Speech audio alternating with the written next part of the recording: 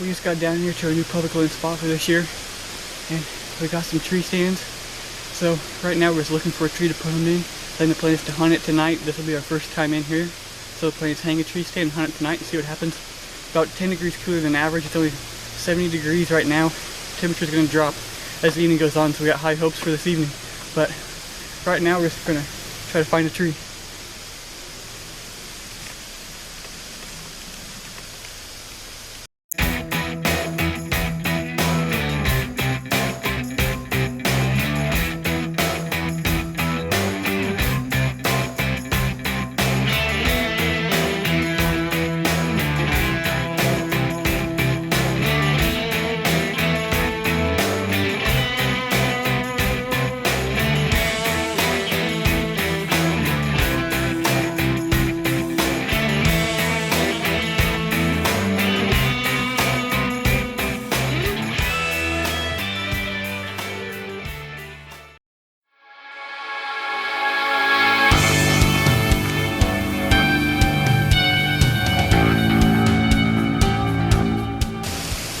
Alright, well, we think we found our tree. There's everything kind of converges right here. We got CRP behind the cameraman there, CRP on that side, and we just found an acorn tree over there, which right now, September 10th, I believe, no, 11th it is today. But there's beans over there, and there's acorns right here. On all sides, this is looking to be a really good spot. We're going to get the tree stands up right now and see what happens.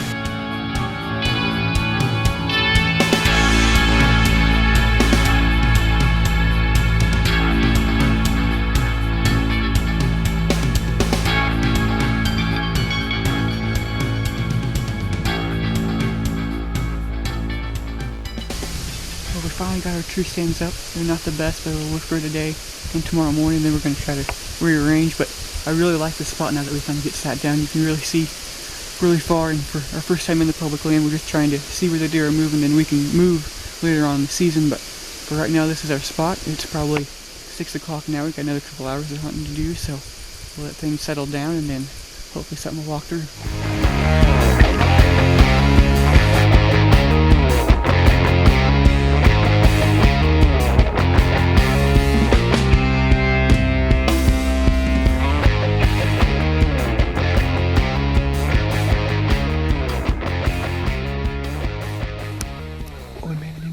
Through a long walk through CRP, which was soaking wet, but we finally made it here.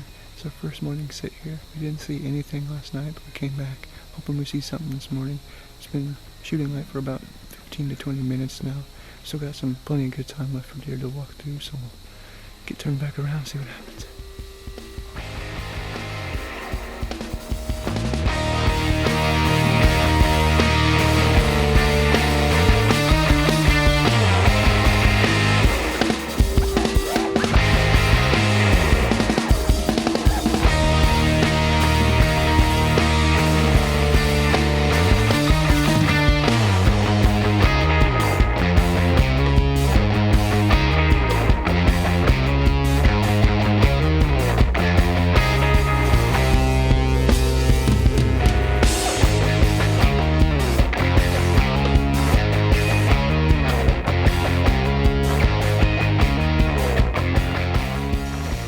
Just climbed down for this morning sit, and we didn't see any deer again today. We didn't see any deer yesterday either. We think this is still a pretty good spot though. We got CRP on both sides, an acorn tree right over there, and then 3 fingers of trees kind of pinched down right here. We still think it's a good spot. We'll be back again in a couple weeks to try that again.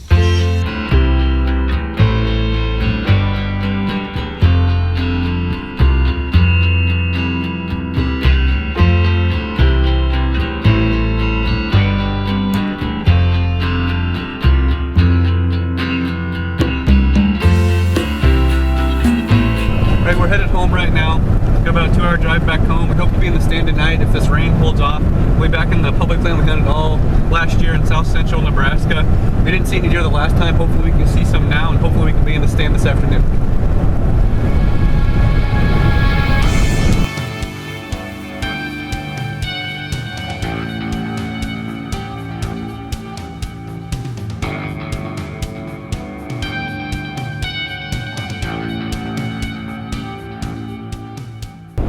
We got home, we got some lunch, now we're heading back out. It's 5 o'clock right now, probably 5:30, 5:45 by the time we get there. Well, this is back to the public land we hunted last year, so we have some high hopes for this land this year. It's still a little early. It's about September 19th or 20th today, but hopefully we can get some on the ground.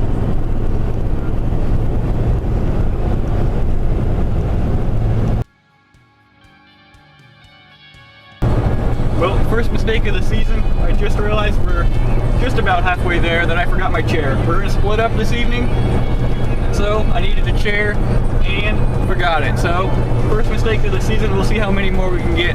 I'm sure it'll be plenty.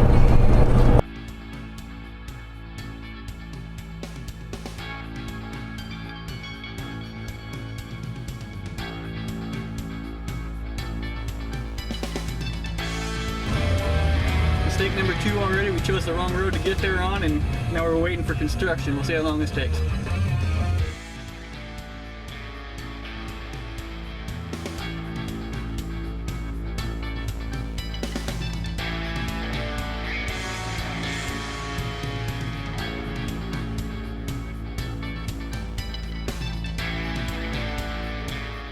Well, we're splitting up tonight.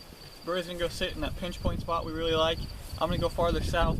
We're having some trouble, at least up there by Lincoln where we're hunting before, of seeing deer, so we're going to split up at the risk of not getting some good footage, but we just want to see where the deer are moving so we can make a better game plan. So that's the plan tonight. He's going somewhere, I'm going somewhere. I'm going to stand because I forgot my chair, but hopefully we see something. We got to cool down. It's about 60 degrees. It was 90 2 days in a row, so hopefully this cold weather gets them moving, so we'll see what happens.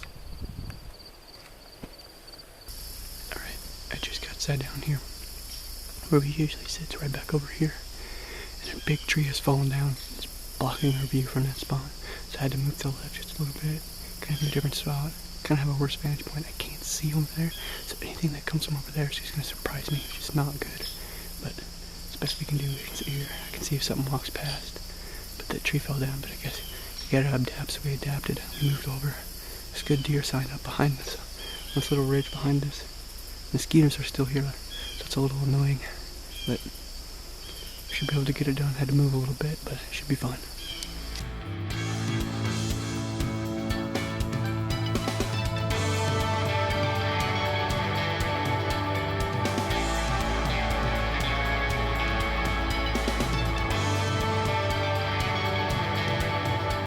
Another slow evening for us. We didn't see any deer, and we talked on the way out, we're going to let these public land spots kind of cool down. We're not going to hunt them. It does us no good to go in there and sit and have the deer smell us when they walk through at midnight. So we're just going to let them go, come back in October, and try to hunt them again and see what happens.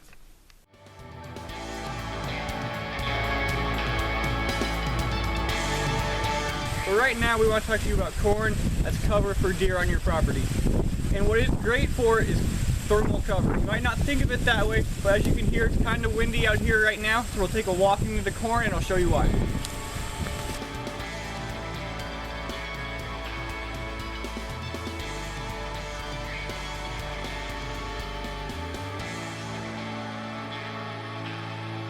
Now, corn as thermal cover is not great. It's not ideal, but if you need cover on your property, corn can provide that. We're about 20 yards into this cornfield, and you can see already the wind blowing over the top. So if you get down here, there's no wind, and it's nice and warm. It's nice and cool right now in the summer, but it's going to be nice and warm in the winter. So that's why deer use it as thermal cover, so you can plant it on your property for that, and it will do a good job of doing that for you. We're going to talk about why deer eat corn and what it provides nutritionally later on. But just to get into that just a little bit, deer do not really start to eat corn until it gets that little dent in it, until it starts to harden up a little bit, which it's starting to do right now. So deer are starting to eat it a little bit more now. But that's why we think you need to rethink how much corn you're planting and why you're even planting it, especially if you're in agricultural areas, because it doesn't provide too much food and nutrition for most of its growing cycle until late season, which it does a good job in the late season providing carbohydrates, but in the early season it really doesn't do that. So we just like you to rethink, if you're planting a whole bunch of corn, why you're doing that, and there might be a better crop for you to plant. Now, the main reason I would recommend planting corn on your property, and the reason we think we're having trouble right now in some of our public land spots, is that corn provides great cover for deer. As you can see around me, and if you've ever been in a cornfield, you'd have to walk within 2 yards of me to be able to see me. And that's why deer love corn, and that is why it's causing us so much issue right now, is that they don't have to leave that corn. There's food right here, There's oftentimes water right near it, and there's plenty of cover. They don't have to go anywhere, and that's why we think our public land spots are not producing very well right now. As soon as those farmers get the corn out, we think we'll be all right, and we're gonna get back at it. So to recap here, corn, if you leave it standing and plant in a big enough food plot, it can provide some thermal cover. If you absolutely lack that cover at all on your property, it will do that for you. And it also provides great bedding for deer, especially during the early season and throughout the summer. So that's just a quick overview of corn. We'll get more into this on the future. It's definitely a big deal when it comes to food plots. Lots of people are planting it. We'll get into that later, but you're watching Whitetail Instinct.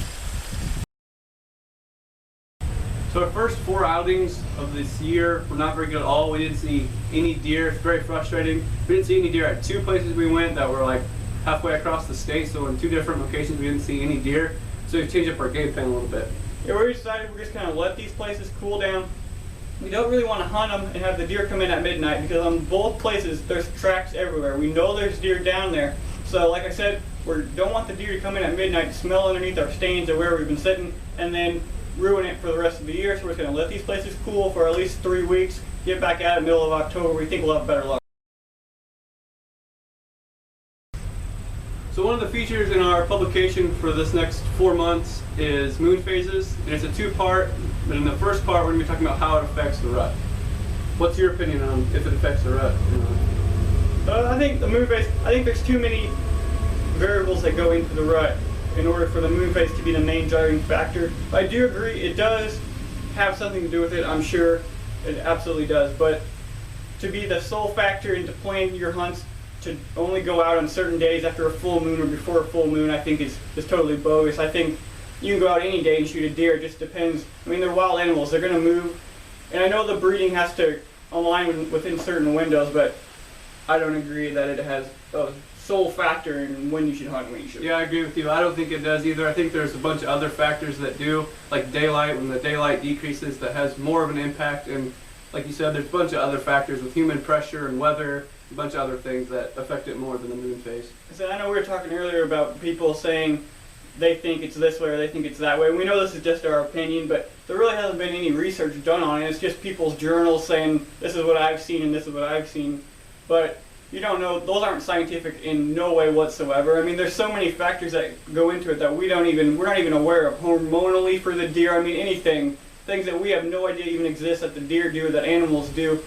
So it's just people's journals saying I've seen this and I've seen that, and I don't think there's so many things on their property even that could be different from year to year that they're not realizing they should be writing down to keep track of, to find that pattern. So I know, like we said, it has something to do with it, I'm sure, but not to the effect that I think most people think it does.